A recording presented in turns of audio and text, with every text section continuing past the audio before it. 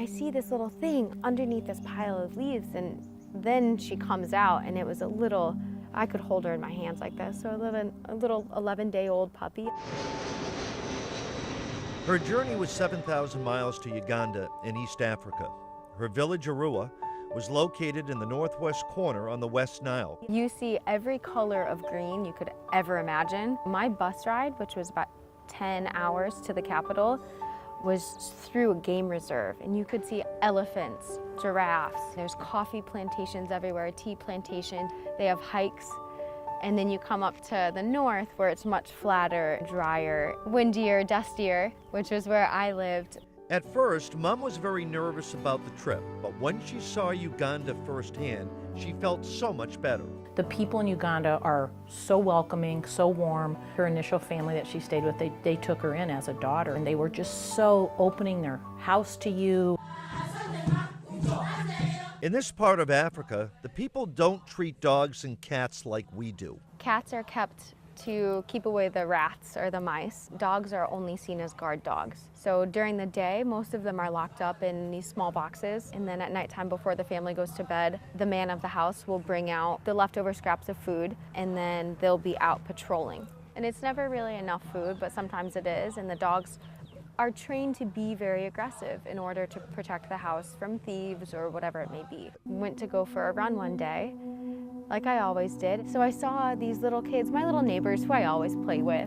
I see them throwing rocks. I stopped, I took my headphones out. I turn and I look and I realize that something is hiding under this pile of leaves. A little 11-day-old puppy, I think, without actually consciously thinking about it. Either I take action or she will die. She's very disoriented. I realize she has wounds down her neck and there's flies all around her head. I don't know what's wrong with her, but she's struggling and scared and disoriented. Of course you're gonna help her. She named this little girl Ellie, and before long she had 6 puppies. It was just horrible. Ellie I had had for about 2 days before, so she was recovering at a little bit faster rate than the other ones. There are no real vets for dogs in this area. Their livestock has much better vet care. They'll call a vet for their cows, or they'll call a vet if their chickens are sick. They treat their livelihood because those are worth money. Their care was 24 hours a day, fluids and milk to keep them alive. It was every 15 minutes. Unfortunately, 4 did not make it. Heartbreaking. The worst part was that I was calling these vets to come with a stethoscope and just tell me that their heart stopped. But just tell me that we can bury them. That's all I wanted. And then there was little Beans, who came out of a coma in 5 days. And she's slowly getting her strength back, and she's definitely a little miracle baby. Then someone dropped off Hazel. I don't think Hazel is a biological littermate of Ellie and Beans, but they're sisters nonetheless. Now Kelsey was teaching without even trying to teach. A lot of my pupils and kids who weren't in school would just go and stand at the fence and just watch me. And then I'd hear them say, like, she's touching the dog. She's touching the dog. Ah, the dog is running. Because they had just never seen this before. Remember, in this village, they all fear dogs. And it was my favorite part about all of this. The unintended cultural exchange, and it was maybe my best project that I didn't even mean to do. As they grew healthier, the villagers learned so much. And they never bit anyone. So if you love something, it will love you back. If you treat something well, it will love you back. Kelsey's 3 years in Uganda was coming to an end.